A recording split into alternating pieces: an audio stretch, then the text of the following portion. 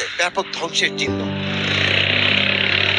হামলা হয়েছে তেহরানের কমেও। খামেনির উত্তরসূরি নির্বাচনের দায়িত্বপ্রাপ্ত প্রতিষ্ঠান অ্যাসেম্বলি অফ এক্সপার্টস ভবন বিমান হামলায় গুড়িয়ে দেওয়া হয়েছে।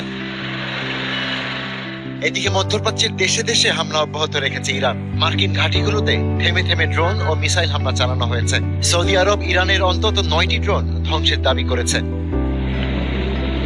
হামলা হয়েছে কুয়েতেও, মারা গেছে এক বেসামরিক নাগরিক। মঙ্গলবার সৌদি আরবে মার্কিন দূতাবাসে হামলার পর বুধবার দুবাইয়ের মার্কিন দূতাবাসেও হামলা হয়েছে।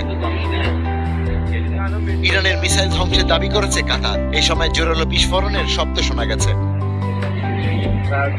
ইসরায়েলে অব্যাহত রয়েছে ইরানের পাল্টা হামলা। ইসরায়েলের রামাত গান এলাকায় কয়েকটি যানবাহনে আগুন জ্বলতে দেখা গেছে।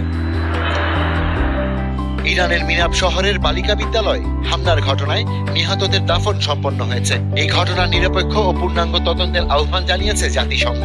যুক্তরাষ্ট্র ও ইসরায়েলের যৌথ হামলায় শিক্ষক সহ 200 শিক্ষার্থী মারা যায়।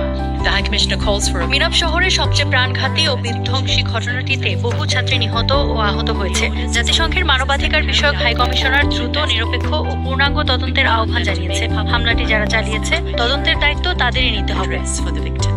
ইরানের বিরুদ্ধে যৌথ হামলা ইতোমধ্যে বিশ্বজুড়ে প্রভাব ফেলেছে। এতে জ্বালানি সরবরাহ ব্যবস্থায় বিঘ্ন ঘটেছে এবং বৈশ্বিক বিমান পরিবহনে বিশৃঙ্খলা সৃষ্টি হয়েছে।